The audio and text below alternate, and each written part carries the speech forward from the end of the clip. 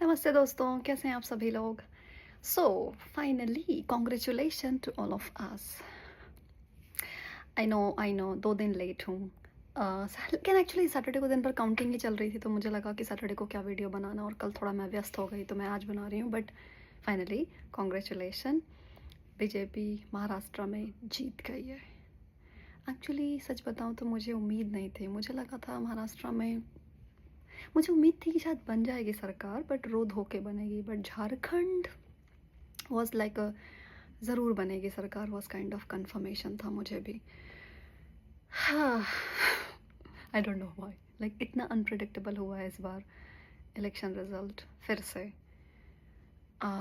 महाराष्ट्र, हालांकि अगर स्ट्रैटेजिकली देखें तो it is a very good result for BJP, क्योंकि महाराष्ट्र में सीटें ज़्यादा हैं और बड़ा स्टेट है, इकोनॉमी वाइज भी अच्छा स्टेट है, तो डेवलपमेंट के लिए और बाकी इश्यूज़ के लिए एटलीस्ट बीजेपी का जीतना पॉलिटिकल फ़ायदे में तो है। महाराष्ट्र जीतना, झारखंड क्योंकि छोटा सा स्टेट है तो बहुत ज़्यादा इफेक्ट नहीं डालता है। बट द थिंग इज़ कि it's a border state, Jharkhand जीतना तो चाहिए था। पता नहीं बीजेपी कैसे हार गई। मैसेजिंग की कमी थी या क्या था, मैं तो बहुत ज़्यादा नहीं बता सकती। मुझे लगा था कि एक्चुअली जीत जाएंगे, क्योंकि हेमंत दादा बहुत अच्छे से वहाँ पे रैलियाँ कर रहे थे, वो माहौल बना रहे थे, उन्होंने बहुत अच्छा सब किया था। बट समहाउ हम जीत नहीं पाए। मुझे तो लगता है इसका बहुत बड़ा श्रेय जाता है डेमोग्राफी चेंजेस को। आई थिंक अब सेंटर को बहुत बहुत बहुत ज़्यादा फोकस होकर देखना पड़ेगा कि डेमोग्राफी चेंज रियल है। मुझे नहीं लगता लोग वोट नहीं करने गए, मुझे लगता है ये नहीं हुआ क्योंकि demography change is real. Centre को बहुत बहुत बहुत ज़्यादा आई थिंक फोकस करना पड़ेगा इन दिस बॉर्डर स्टेट्स। बहुत ख़तरनाक है ये, अगर आप झारखंड में हार जाते हो। मतलब जेल गया यार वो बंदा, हेमंत सोरेन बेल पे घूम रहा है बाहर। वो ऐसे ऐसे लोग जीत जा रहे हैं देश में, तो दुख की बात तो है। But Maharashtra is a great news, मतलब वहाँ हम जीत गए। मैं सबसे ज़्यादा खुश एक्चुअली वो जो AIM वाला सीट हारा है ना, जो वैसी वाली पार्टी वाला है, जिस बीजेपी जीत गई है, that was a best win. मतलब मुझे इतनी खुशी हुई ना उसको देख के कि साले दो पे लड़ रहे थे, एक हार गया, वो भी बीजेपी से हारे हैं, बहुत अच्छा। और सेकंड जो बहुत खुशी हुई है हम लोग को, वो स्वरा भास्कर वाली हुई है, उसका पति साली वो, ओके सॉरी, सो वो औरत दीन ईमान की बातें कर रही थी बाहर जाके, वहाँ चिल्ला चिल्ला के, है ना। बहुत अच्छा वो उसका पति हार गया, बहुत बहुत बहुत अच्छा जो हुआ है ना। मतलब मैं तो पर्सनली बहुत खुश हूँ, एंड हम सभी राइट विंगर आई थिंक बहुत खुश हैं इस बात से। महाराष्ट्र में बीजेपी जो फ्रंट फुट पे खेली है उसका फ़ायदा उन्हें मिला है। फडणवीस भाऊ आप तो ग्रेट हो, मैं बहुत बहुत लाइक आपको कॉन्ग्रेचुलेट करूँगी। Great job.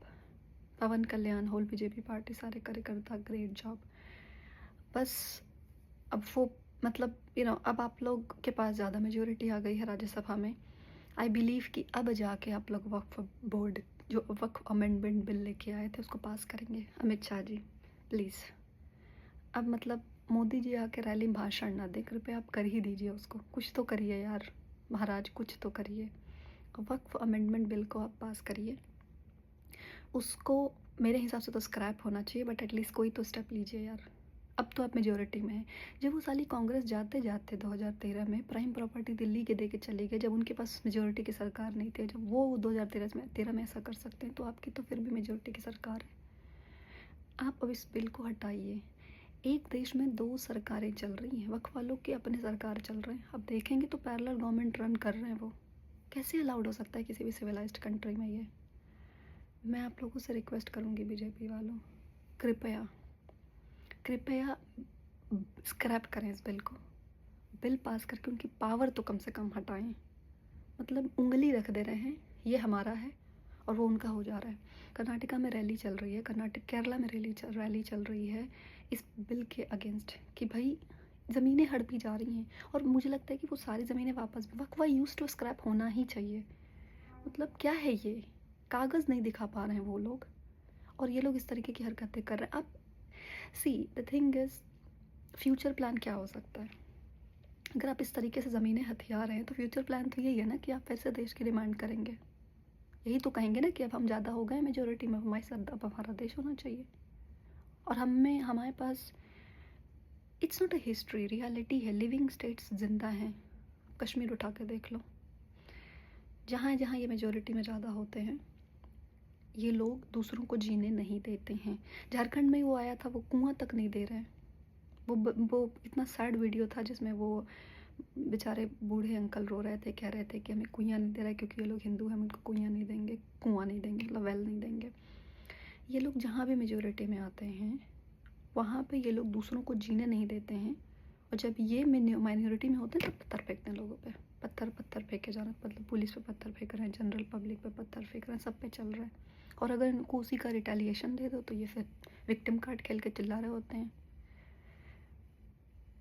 रियलिटी इज़ जो पावर इनको दी गई थी वो गलत पावर थी, और इसको स्क्रैप करने का के लिए ऑलरेडी लेट हो चुके हैं। मुझे लगता है इसको स्क्रैप करके हटाइए, ख़त्म करिए, ये मैटर ही होना ही नहीं चाहिए। ऐसी ऐसी कोई लॉ कैसे एग्जिस्ट कर सकती है इसका एक सिविलाइज्ड कंट्री में? सबको बराबर की पावर दो ना यार। आप हिंदू मंदिरों का पैसा लूट के आप साला उन लोगों को सैलरी दे रहे हो, उसके बाद आप लैंड भी कोई भी जब जो मन वो हथिया लो, वो भी बिल चल रहा है। और हमारी साला मेजोरिटी सरकार चल रही 11 साल से। क्या है ये? Congratulation to whole BJP party और टू राइट विंगर, लेकिन कृपया अब बिल को पास कर दीजिए। ठीक है, 2024 के रिज़ल्ट के बाद, जून में रिज़ल्ट के बाद आप लोग को थोड़ा सेटबैक लगा होगा, लेकिन जनता ने हरियाणा जिताकर, महाराष्ट्र जिताकर आपको ये क्लियर मैंडेट दिया है कि अब आप हिंदुत्व के लिए कुछ करें। प्लीज़ अब कुछ करें।